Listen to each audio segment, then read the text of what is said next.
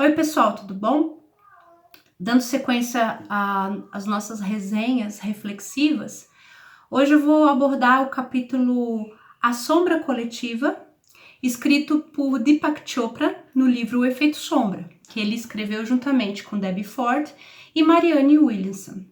Esse primeiro capítulo é um capítulo onde o Deepak Chopra faz uma exposição sobre a maneira como ele, a partir do diálogo que ele faz com Jung, né, na ideia de consciente coletivo, com o aspecto que ele traz aí, o que para ele seria a natureza da sombra, que é o lado obscuro da natureza humana. E aí eu acho interessante fazer essa referência, porque natureza humana aqui ligada necessariamente à experiência em 3D. O Jung, tanto na obra dele como o Deepak Chopra, eles não têm uma pretensão de fazer uma explicação metafísica no físico. Claro que isso está intrinsecamente relacionado, mas o que eu quero dizer com isso? É que, tomando essa percepção de que a sombra ela é uma produção humana, só faz sentido falar nela a partir do momento que a gente está aqui nessa corporificação egóica, como um ente orgânico senciente. Então, a partir disso, ela não seria uma invenção cósmica, muito menos uma maldição, uma tensão numa batalha campal entre bem e mal no sentido metafísico, mas a resultante dentro desse processo daquilo que vem a ser as nossas tensões internas, os nossos conflitos negligenciados e colocados num quartinho de despejo. A sombra, sim, ela vai espelhar, num certo sentido, um contraponto à luz. Vou dar um exemplo disso. A ira. A ira é o contraponto ao impulso, ao protagonismo criativo, mas ela está relacionada a um impulso destrutivo. Então, é como se a gente tivesse com duas faces de uma mesma moeda. A moeda, organicamente, espiritualmente, consciencialmente considerada, ela tem as duas faces. E essas duas faces, elas se somam e se integram para formar essa natureza completa e complexa que é a moeda. E assim a nossa consciência superior, nosso eu, aqui para ele, tanto para ele, para Jung, o self. Então, olhar para a sombra é olhar para parte desse processo. Então, não adiantaria encapsular, o Deepak faz essa referência, encapsular a sombra, pretender aniquilar, destruir, neutralizar. O que isso significa? Isso significa colocar a sombra numa caixinha e guardá-la para você não olhar para ela. Mas, de tempos em tempos, ela vem à tona, dentro do quarto de despejo, a metáfora aqui para essa porta aqui no meu armário. Se eu começar a entulhar um bando de coisas sem querer resolver isso ou lidar com essas coisas que eu estou entulhando, uma hora ou eu abro a porta e cai tudo em cima de mim, ou então não preciso nem pretender abrir a porta, porque tudo vai cair a partir do momento em que o armário fica cheio. E assim também a nossa psique, né? Então, essa dimensão, no primeiro momento, dessa nossa ideia em relação à sombra, vai se somar depois, nesse primeiro capítulo, com também a ideia dialogada que Deepak Chopra faz em relação à sombra coletiva, que ele também vai dialogar com Jung na ideia do inconsciente coletivo, que formula esse cenário arcaico e ancestral de tudo aquilo que, enquanto coletividade, nós elaboramos. Daí a ideia de que com as nossas pequenas experiências sensoriais, experiências de vida, nós estamos alimentando um inconsciente coletivo. Porque nós estamos alimentando o rol desses elementos arcaicos que estão presentes na nossa história enquanto humanidade há muito mais tempo do que a nossa própria existência dentro dessa humanidade. Então, a preocupação dele em relação a esse primeiro capítulo da sombra coletiva vai até chamar a atenção, numa parte do livro, sobre esses grandes processos de aniquilações coletivas. E ele é bem específico.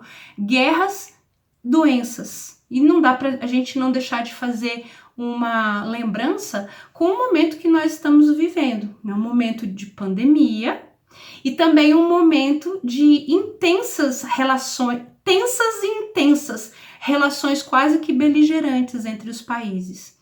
Claro, beligerantes em alguns níveis e camadas. Ora nas relações internacionais, nos discursos que também geram violência, né? Não é pelo fato de a pessoa não estar empunhando um fuzil que não se possa praticar violência na verbalização em relação ao outro. E a gente está vivendo muito isso, sobretudo numa sociedade de comunicação e de virtualidade na comunicação, onde a gente está assim mais ou menos protegido por uma telinha aí, e aí a gente começa a falar um bando de coisas fazendo o quê? É o que ele no livro chama de projeção, e dentro da literatura psicanalítica também se chama de projeção, esse bumerangue, na verdade, que a gente lança no outro e que espelha aquilo que está, de fato, compondo a nossa psique.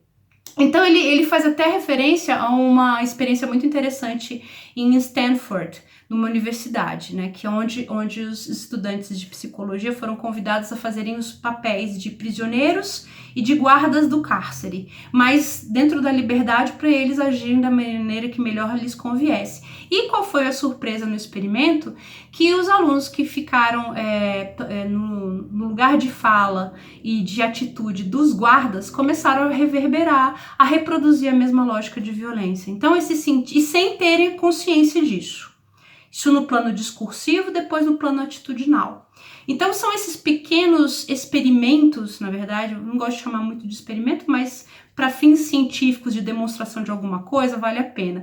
A gente visualiza essa ideia de replicação e de reprodução de atitudes, palavras, comportamentos que a gente não sabe muito bem de onde eles vêm, e a gente no automático e na imediatividade a gente os reproduz. Então essa ideia da sombra, sendo essa reprodução de tudo aquilo que a gente rejeita e nega, o Deepak desenvolve nesse primeiro capítulo, e ele agrega alguns elementos muito interessantes da sombra, né?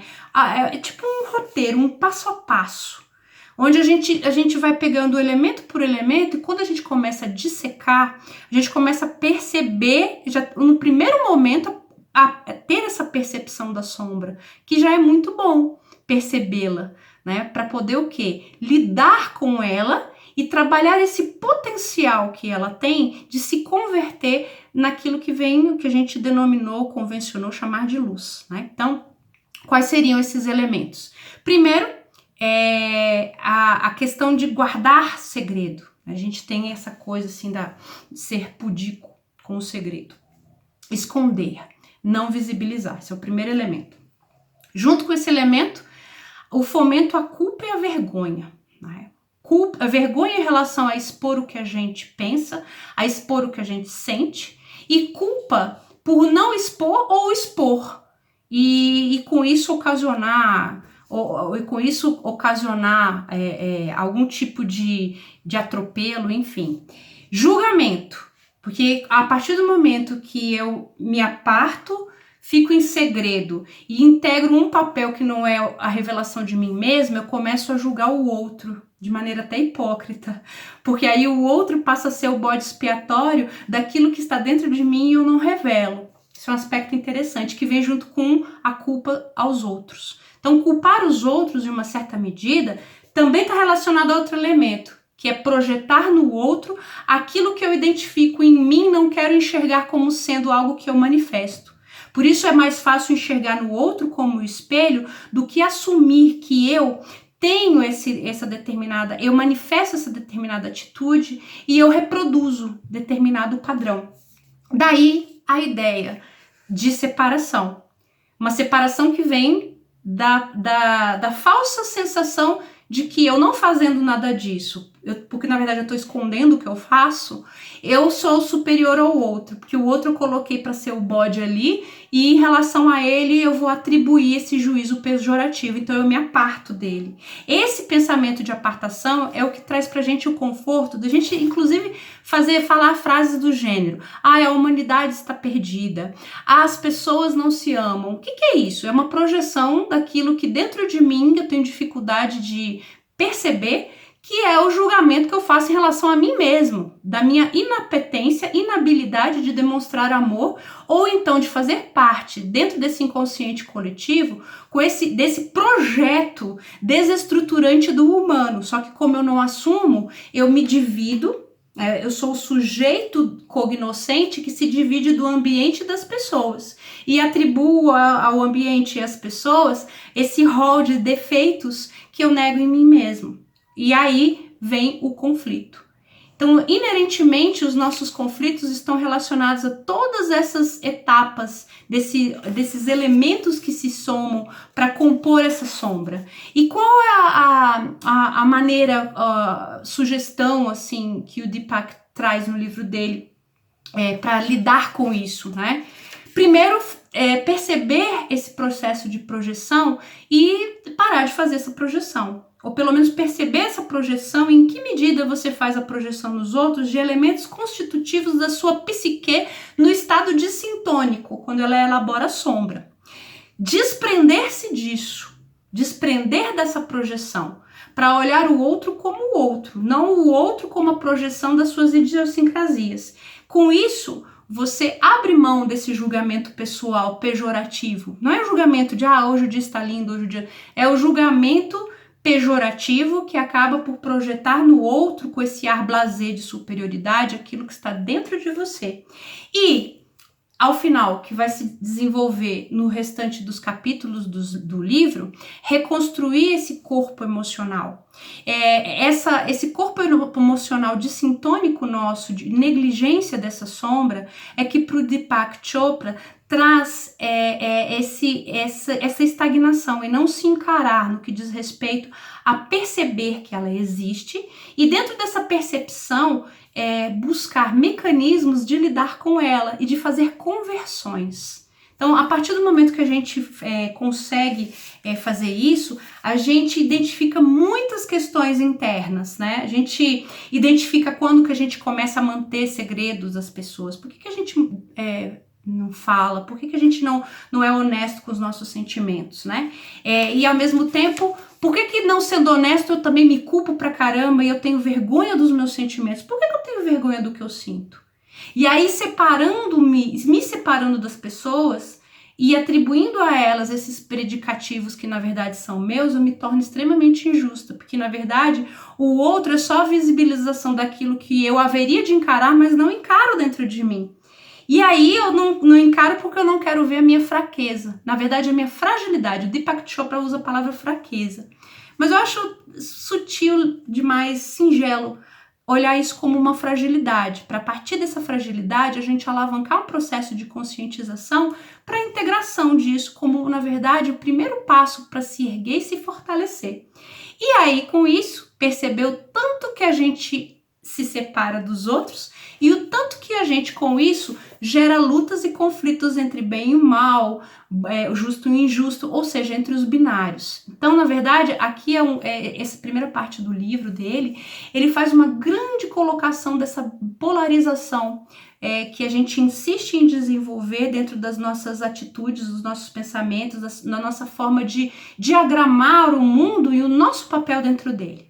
No nosso próximo encontro, eu vou falar do segundo capítulo, que foi escrito pela Debbie Ford, que é um capítulo muito interessante, porque identificar essa sombra coletiva, agora como é que é a questão? Fazer as pazes comigo, com o mundo e com a própria sombra.